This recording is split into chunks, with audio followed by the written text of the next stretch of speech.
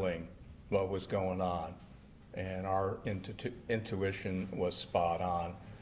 But there's people and victims that have directly been impacted by what's going on with allowing people to be fraudulently released on bail. And I'm going to ask April to talk about her experiences in her family and also as an advocate for other victims' families as well. Thank you, Andy. My name is April Aguirre. I am here today not by choice, but because we were pushed into this criminal justice system. When 9-year-old Arlene Alvarez was shot in the head, we didn't understand the system. And even worse, insult to injury, when the individual who shot her was out on bail so fast, we started scrambling, trying to take a crash course on how this was working. We began testifying at the bail bond board against this company because we found a pattern that multiple violent offenders, multiple victims were dealing with these same companies. And I don't know about y'all, but I know that we didn't have that kind of money sitting around. So we knew that there was some kind of fraudulent activity going on, but we couldn't prove it. When the first FBI raid happened, we were ecstatic because these companies were making Houston a less safe place to live. They were taking bonds that other companies wouldn't take, and they were taking risks, but we couldn't prove how. So as a community, we came together alongside Paul Castro, Andy, and Adrian Garcia, and we passed a 10% minimum mandate to try to control these violent offenders from coming out. And I said violent offenders. That means the worst of the worst. Murderers, people that commit sexual assault, people that commit aggravated robbery. We wanted to make sure that these people were not coming out on a discounted bail like they were. And it worked, but not as well as we wanted to. Murderers were still getting out on discounted bonds. So we started making complaints when the bail bond board and to our federal partners, asking for help. We didn't know what we were dealing with, and we could have never imagined how large this is. But I can say one thing. We need to stop making money off of dead children, and we need to stop making money off of homicide victims. This should not be a lucrative business. It's sick. It's not enough that you bail people out, but you do it unethically. We want people to follow the rules and the laws. If you can bond out ethically, do it. But companies making a living like this, and it's dozens of people, when we could have never imagined how large it was. And I hope that today, after what our federal partners did, that Houston is a safer place to live. If you commit a crime here in Harris County, if you harm our children, if you kill one of our family members, it shouldn't be easy for you to get out of jail. You should face consequences that match your crime. When we started with this, we started with the phrase, no more bogus bonds. And we want to continue that because we focus on violent offenders that harm our community. And people need to stop making money off of dead people and dead children. And this company bailed out our murderer. And they made money off of Arlene's death. And that was the worst mistake you could have ever done because you kicked us when we were down. And you opened our eyes to a company that we didn't even know about. And we're not going anywhere. And for all victims, I want you to know that you have a voice. You have a voice and use it. And if they don't listen, scream louder. Because this is unacceptable, and I'm just so grateful. Today's a great day, and it's a win for Houston. Thank you to the FBI and everybody else that participated. We are so grateful for your hard work and dedication to making our communities safer. And Arlene, rest in peace, baby, and you're making a big difference. Thank you. My name is Mario Garza. I'm president of the Professional Bondsmen of Harris County Association. As I've gotten to know victims, the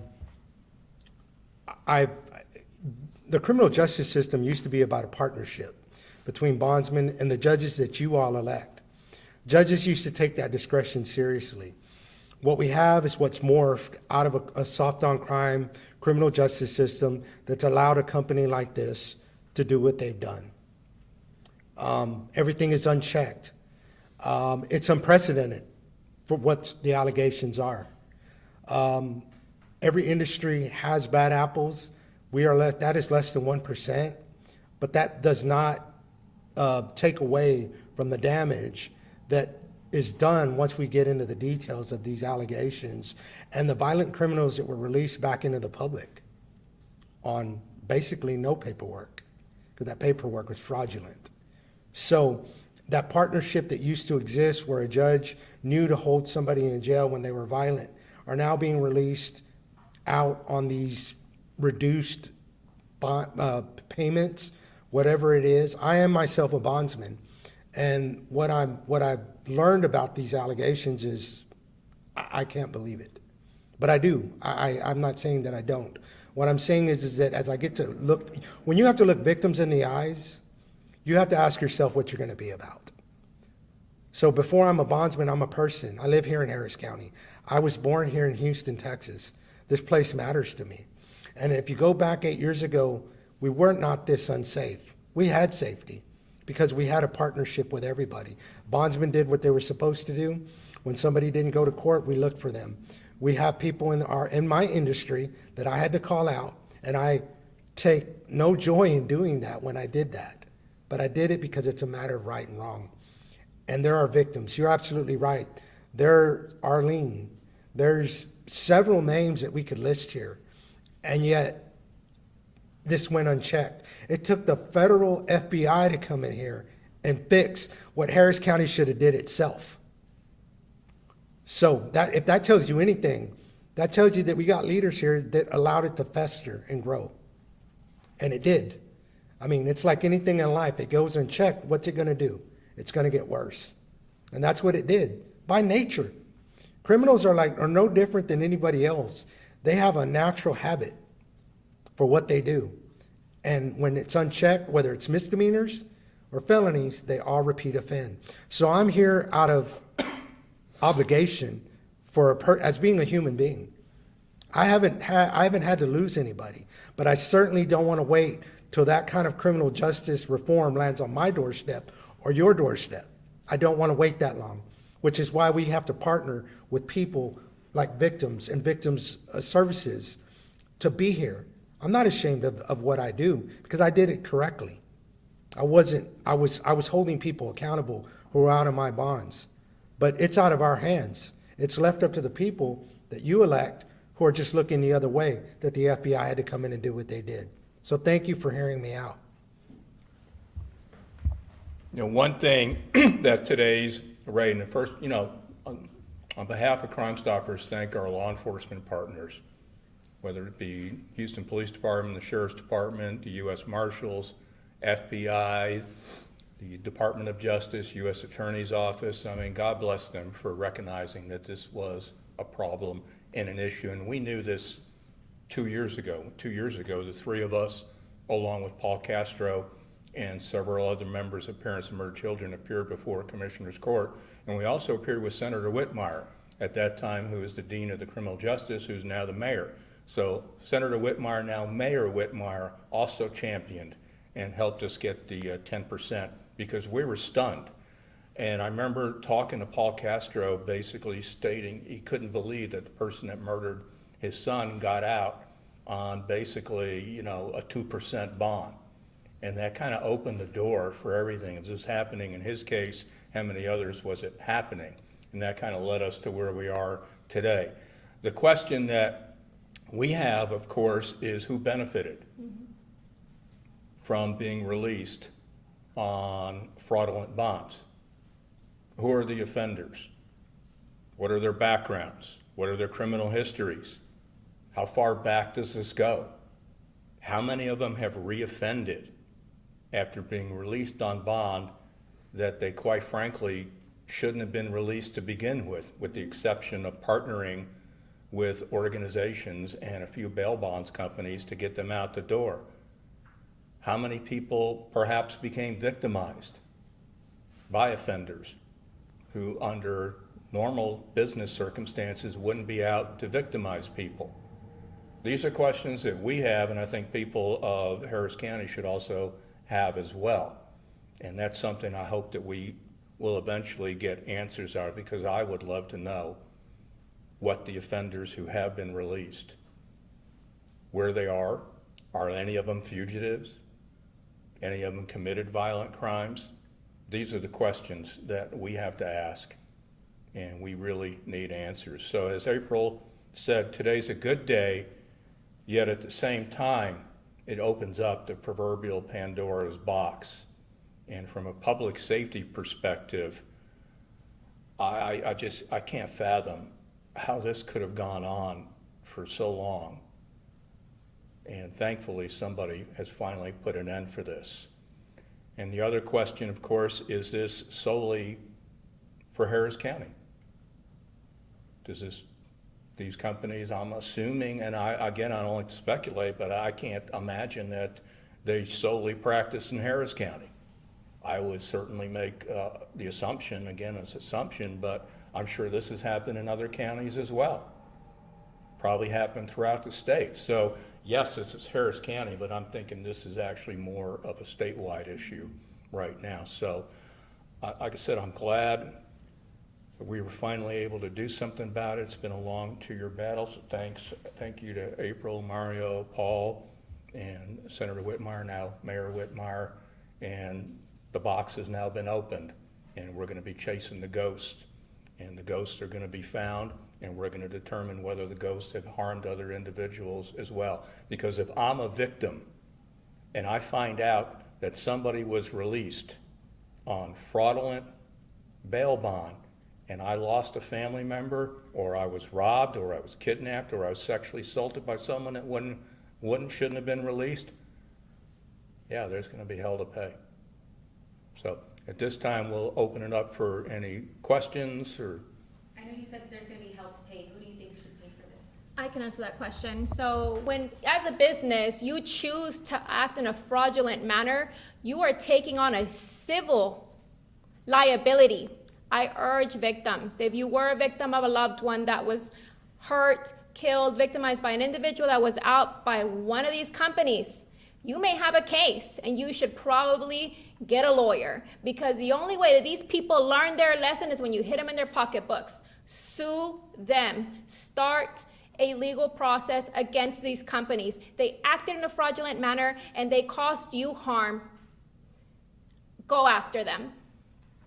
Mario, can you kind of elaborate on some of the company's history with the bond board in Harris County and the licensing issues that had come up in the past? Is that something? Prior to the FBI raid, they hadn't had any real problems. They kind of were rubber stamped, I guess, through the licensing. Things didn't really start to take hold or some interest when it was brought to the Commissioner's Court's attention when they were dealing with the 10%. That's kind of what caused all this. See, bondsmen, for the most part, were doing close to 10%. But as bail reform took hold, slim pickings obviously caused there to be less and less to pick from. So these companies that, as I say, had a rob Peter to pay Paul business model started to ramp up bonding out people who shouldn't have been bonded. But that's kind of a shared responsibility, meaning that with the violent histories that, as Andy has seen and has kept track of, some of these people should not have had bonds at all. And do you have any context on other bonding companies possibly not accepting the risk of some of the defendants that this bonding company was when they were giving them those bonds? Absolutely. I was one of them, because sometimes I would get the call before I would look it up again and notice that the bond was made through the Maharibs. I turned it down because it was a bad bond. The co-signers didn't work, had no real residency. Combined co-signers together couldn't possibly pay a $100,000 judgment if the bond were to go bad and the bondsman were to run away. Just as a matter of rule, most of us bondsmen prefer family members. Some of these people were not family members. They were like a person that said, maybe I knew them a year or for 6 months, or I'm the person's girlfriend and I just met them, 6 months ago. These are not strong co-signers. The higher the bond, the stronger the co-signer. So yes, very many bonding companies would turn them down, and then they would find their way to that company that, as a matter of fact, the kind of calls I was getting around that time were, do you accept 3%? Do you accept 3%? And I'm like, I almost laughed on the phone, like, no, I don't. So obviously somebody was offering it because they were calling around. And I would get that call, and it was more and more frequent that I knew somebody's out there doing it. And so that's where I felt like it took hold. But for the most part, 95% of us were doing it close to 10%, maybe 8% down, and we were doing the bonds. But again, this was all supported by strong cosigners. When you don't have that, it's just a waste to take any money. You had expressed concern prior about these companies. You had brought it up out in public. Talk about that, like you had voiced it. Right, and the reason why I did that was, again, why I'm here now, out of obligation. You know right from wrong. You know what you're seeing, you know what you're hearing. And if 95% of us are doing it right, I'm not gonna go down with the 6 bonding companies that are bringing shame upon the rest of us. And that's why I decided to voice what I needed to voice. Unfortunately, it's played out to be true. I was ahead of it, not because I wanted to be. I didn't know that this was gonna culminate to where we are today. Unfortunately, it has. That's why I said it's no joy for me to be here. But if I had to honestly say right from wrong, I chose what was right in the face of money. Because every business, you have to have that. You have to have a moral compass. I'm not against people making money, but why do you have to sell your soul? Why do you have to kill everything behind it? Not everybody operates with that sense of compass, but I do. What do you think the tangible solutions are? Is it more oversight? I mean, what do you think, what steps can we take to make sure that this doesn't continue to happen? Okay, well, if you think back 8 to 10 years ago, we were safe here. We didn't have this problem. Why? Because we had a bail schedule, number one. Judges used discretion. They didn't come out on TV and tell you their hands were tied, which is not true, by the way. If you've all read the opinions by now, the Fifth Circuit Court of Appeals, the one out of the Daves case out of Dallas, that is not true at all. Defendants do not have a right to be free from a wealth-based detention. They do not have a right to affordable bail. The only thing they have a right to is a 48-hour hearing to plead their indigency, and a judge is supposed to use discretion based on their criminal history to set bail. And as Harris County before, when you got in trouble, your bail went up higher and higher. And there were no PR bonds. Your bond went up as you got in more trouble. You graduated to felonies, it went up higher. And there were no PR bonds. A bondsman you had to call a bonding company. And that's the way it worked. And when a judge would call a bondsman and say, hey, your guy's not showing up to court, we would find him. And we would either have him in court or placed back in custody. That is the partnership that I was talking about. Now these judges scapegoat us, but they're the ones with the discretion. They're the ones that set bail and can actually deny it and say, hey, you're a violent offender. I zero bond you. We used to see that all the time. Mario, it's really not, I don't see how it's a judge issue, because basically you've got, according to the indictment, one bonding company that they were basically using phony documents saying that, oh yeah, she's got the money, she can, Sure. she's got the collateral, and it wasn't true. I don't understand where the judge is coming. Well, you're correct. That's fraud. That's fraud. You should never do that on any paperwork in any business. I mean, the responsibility. I don't even know that a judge knew, The- right? I well, no, it's pretty much contained to the bail bonding company, the defendant, and the people that are pulling off the scheme, right? Right. And that comes from your board, your bail bond board, enforcement. As April has witnessed, there have been people that were brought before the board that what they were doing was pretty egregious, and yet no action was taken. Well, I sit on that board, and even at times I wonder, well, where's the teeth in what I do? Where's the enforcement? Which is why I said it took the FBI to come down and enforce what Harris County should have done itself. When you get complaints about that, and there were numerous, and yet they didn't always go anywhere. And this has been years. I've heard those complaints. People have called me and got my cell phone and said, this is what they're doing. And these are like 7 or 8 people that don't know each other, but they all got the same MO down, right? So I'm listening and I'm going, they're not lying because they don't know each other. So they're obviously telling the truth. And sometimes when those complaints would get back to where they needed to, nothing was done. So I look at that as, I'm just one person on the board. So where's the enforcement? Where did those complaints need to go that they were not then addressed? Well, most people have to file their complaints with the Harris County Bail Bond Board or the bonding division with the Sheriff's Department. There's a website. You can go on there and the complaint form's right online. And at times I directed people to that. I would send them that complaint and they could fill it out. Now, where it went after that, I don't know because it never got brought before the board. So it was reported to the sheriff's office? Yes. Now, whether they investigated, now they could have investigated, as oftentimes happens. They investigate and they find there's no wrongdoing. In this case, wasn't it casualty insurance that basically checked a defendant to see, okay, we're gonna see if this person, if all this stuff is true, and they found out it wasn't? What I believe, because my insurance company doesn't do it always, is I don't think information is not verified. The application is submitted and it's taken as is.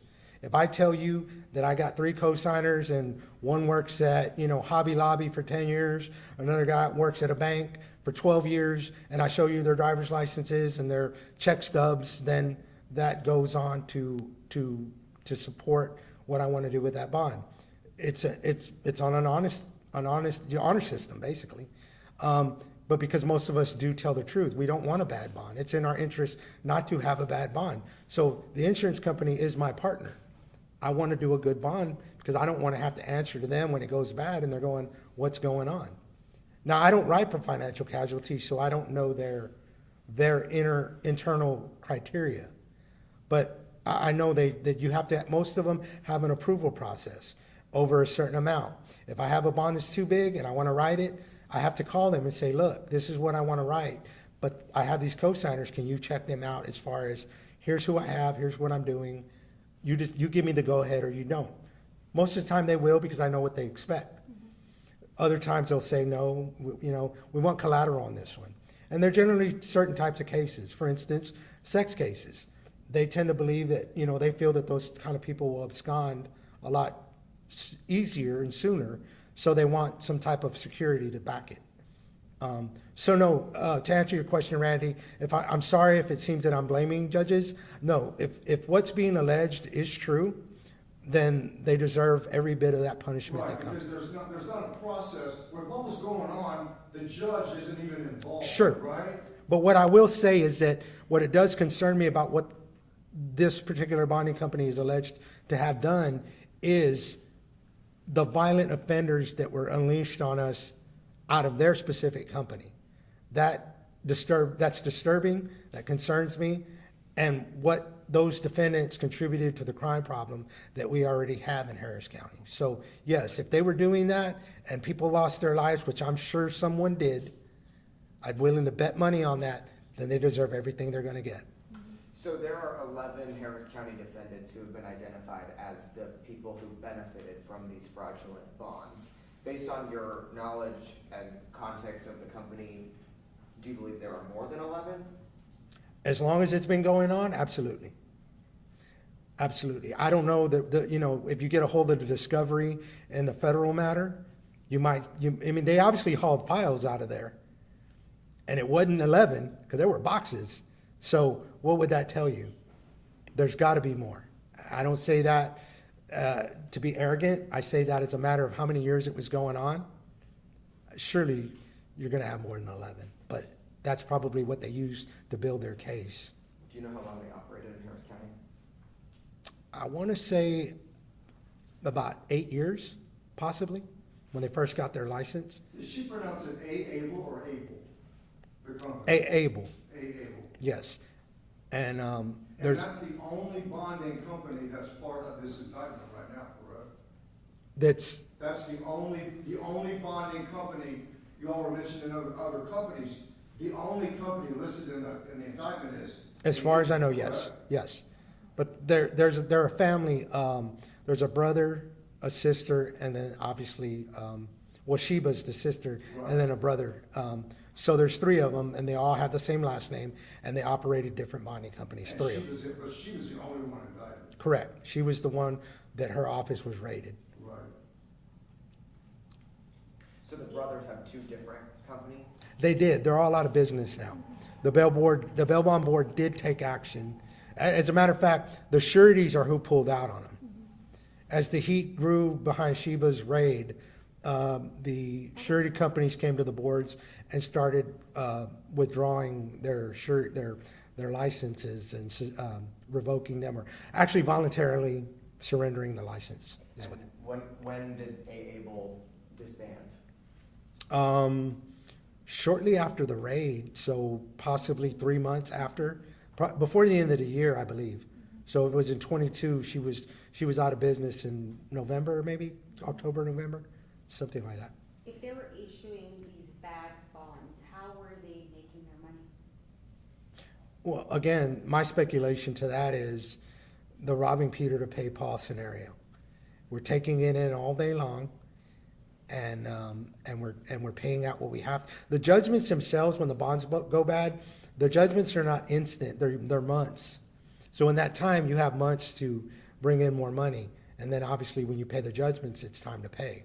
You're also releasing people who, under ordinary circumstances, based on the standard bail practices, wouldn't have been able to make a bond unless they cut corners. So by cutting corners, that particular bail bond company is then able to secure a profit that they wouldn't have otherwise. Well, by the indictment, if I understood it correctly, they basically are charging these defendants who come in, they're charging them for a package that's not even real, that's got all this phony information. Well, So what they're basically doing is they're charging them to get them through the process. Right. To say, we'll tell you we'll school you on how to fill out your app and what to put so we can pass it through. And probably charging them more for that.